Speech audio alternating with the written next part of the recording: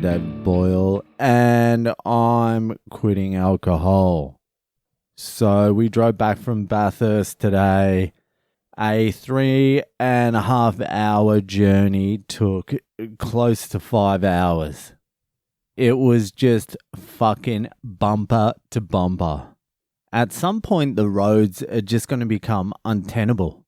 Like, there's places in Sydney where they're planning on developing even more like high density housing, and there's only like 2 or 3 roads connecting that area to like the city. So you're going to whack another fucking, I don't know, million people on the roads. Everyone wants a car. They'll eventually do the old fucking carbon credits for cars or some shit like that. Only the elites like myself will be able to drive.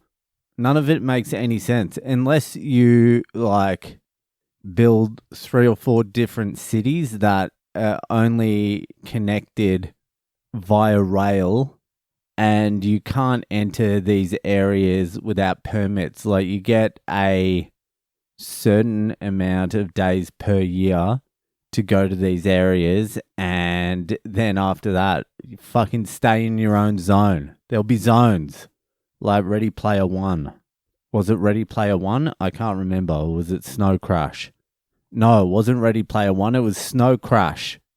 Unless hoverboards are coming or drone travel, some shit like that. Unless Elon Musk is going to make a flying taxi or some shit, we're fucked. It's all fucked. Even in a town like Bathurst, I think it's like 60,000 people or some shit like that. But it's expanded so much that when you go into the center of town, there's hardly anywhere to park anymore. So you're fucking circling around looking for a fucking park, going, what the fuck? It might be a little bit different on a normal day as to a public holiday, but fucking it does seem a little bit more busy there than it was. Anyway, I punched out the drive. I've got a day off tomorrow, so I don't really give a fuck. It doesn't matter. I just remembered before, just as I turned this on, that it was a fucking Ask Boyle day. I completely fucking forgot. I was going to talk about LA. I was going to talk about the state turning the apparatus onto the people like ICE, but I'll talk about that tomorrow. I'll come up with some schemers, some ideas, and I'll talk about, I'll share my thoughts on ICE and the deportations tomorrow. How about that? But today is an Ask Boyle day, and you know what that means. It's Ask Boyle time. If you have a question you would like answered by one of the greatest minds of the generation, I'm going to skip the rest of the bullshit and just get down to my essence. Waterproofer, Le Boyle. And head to my website, boylecomedy.com. You know what's there because I've said it fucking, I don't know, 300 times. There's sections there for Ask Boyle. Ask me a question. There's sections there for Fucked Up Fridays. Go there before you ask a question. Send me in a story. The stories are on red alert, so send me a story. Ask me a question. boylecomedy.com. Let's get to this week's Ask Boyle. So this week's Ask Boyle was sent in by my man fucking Bjorn out there in Belgium. So here's his question. In relation to one of your latest episodes, how's your reading evolved since you quit drinking? Do you read consistent? Evolution of topics? And do you get through books faster now? In brackets, read faster or more consistent? Kind regards, Bjorn from Belgium. What? Mamma mia. Here we go again. So fucking, it turns out that reading now is probably the only thing I get like just pure joy from. I just enjoy it so fucking much. I always loved reading, but like the last, let's say, year, it's become my number one thing to do. Like if I have some spare time, any spare time, I scroll for a little while. I do scroll. I'm not going to fucking lie about that. I'm on a hard scroll, but as soon as I fucking deplete my dopamine, I'm off the scroll and I'm into a fucking book to build up the dopamine again. And it's my favorite thing. I could just be out in the middle of nowhere by myself as long as I had a stack of books and this podcast. I need this podcast. If I'm going to read, I need this podcast because I need someone to talk to about these books. And if I was just to keep it all inside, I'd probably go insane. So it's nice to have this podcast to share my ideas. But I just love it. I fucking love it. It's replaced everything. All devices, it's replaced. And how has it evolved? Well, it's evolved. I wouldn't say it's evolved because of the drinking. I would say it's evolved. Well, I used to exclusively read fiction. I was just like only fiction. When I was younger, I used to read autobiographies, but they always used to follow the same sort of pattern, and it just gets really repetitive after a while. And then I moved to fiction. One of my friends gave me On the Road, and that was the end. Once I read On the Road by Jack Kerouac, I just became addicted to reading, and I just read whatever I could get my hands on, but fiction. And so it was basically just fiction, a little bit of philosophy here and there, but none of the philosophy would stick. I had no interest in history or anything like that. But the last few years, and I wouldn't say it's from the drinking, I would say it's from understanding what Bitcoin is. So the rabbit hole I went down to understand Bitcoin leads you into economics, which leads you into history, which leads you into politics, which leads you into different ideologies and philosophy. So it opened up this whole fucking new world that I hadn't even thought about before. And it's just completely changed the way I read. So now I don't exclusively read fiction, but the topics I read are basically economics, history, politics. And I don't mean like politics. I mean like the ideas behind the politics, like communism, neoliberalism, democracy, that sort of shit. And so I've tried to give it a little bit of structure lately. So usually I would just read wherever my whims took me. But now I'm like, the last couple of books have had a little bit of a structure because I want to learn stuff now. Like I want to have an idea of what's going on. So like I'll pair books together. So with fiction, I feel like you can get the inner workings of like the mind and like emotions. And like I feel like you could probably get more complex ideas out in fiction because you're playing off different characters, but concepts are probably conveyed better in non-fiction. So what I've done like recently, I've like paired some non-fiction books about the Russian Revolution, and then I paired it up with a fiction book, Vasily Grossman's Life and Fate. And he was a journalist in Russia back in the day during World War II and all that sort of stuff. So after reading the non-fiction, you pair it up with the fiction book and you sort of get this vague idea of, well, like you sort of get a more concrete idea, not a vague. Or it's make-believe as well. But you can sort of build an idea of how what happened then in the Russian Revolution played out later on during the World War II and the Stalin period and all that sort of shit. And then I also I listened to that Murray Rothbard's Conceived in Liberty, so I got a good understanding of like the founding of the USA.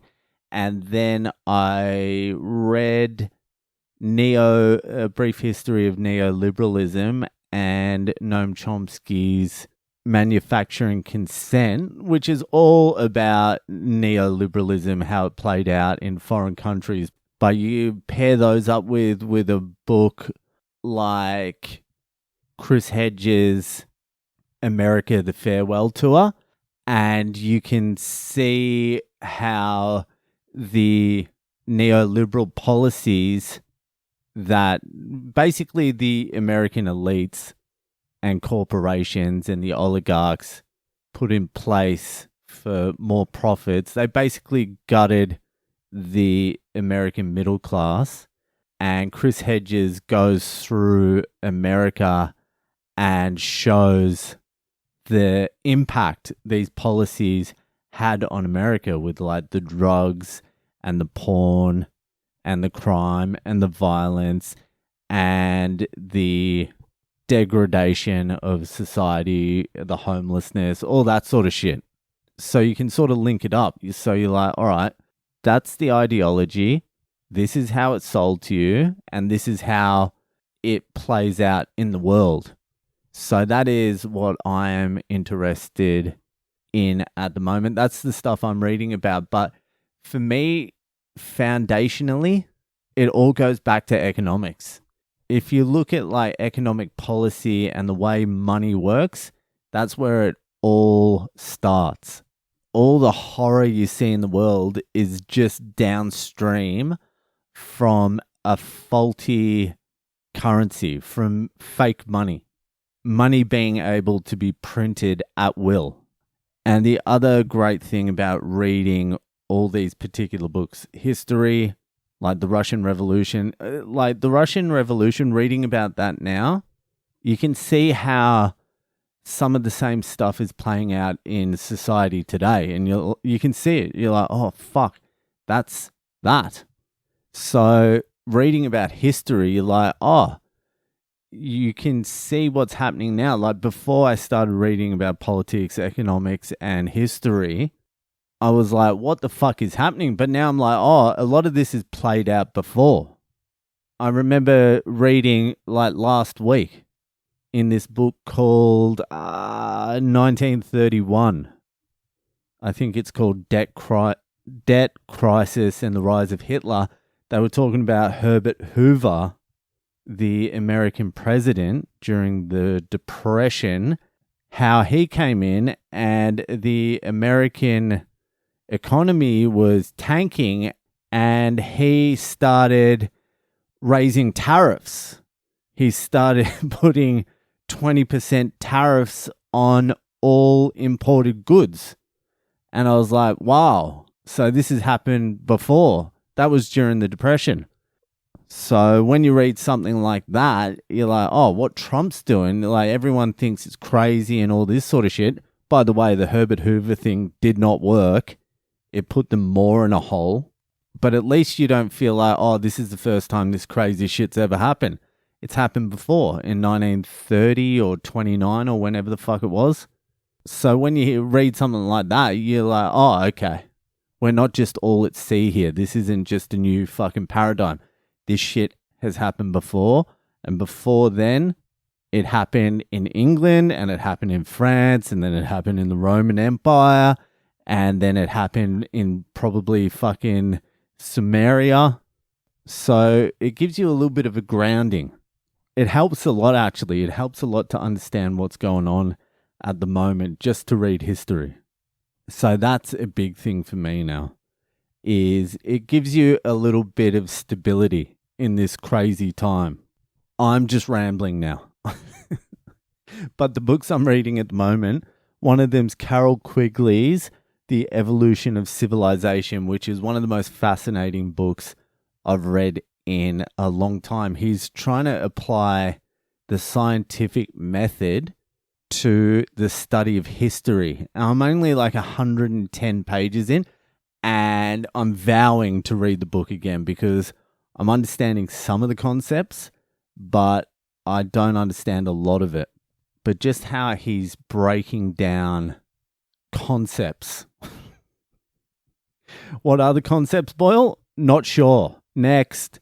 So I'm reading that. I'm also reading Hannah Arendt's The Origins of Totalitarianism. I don't even look at the fucking titles anymore.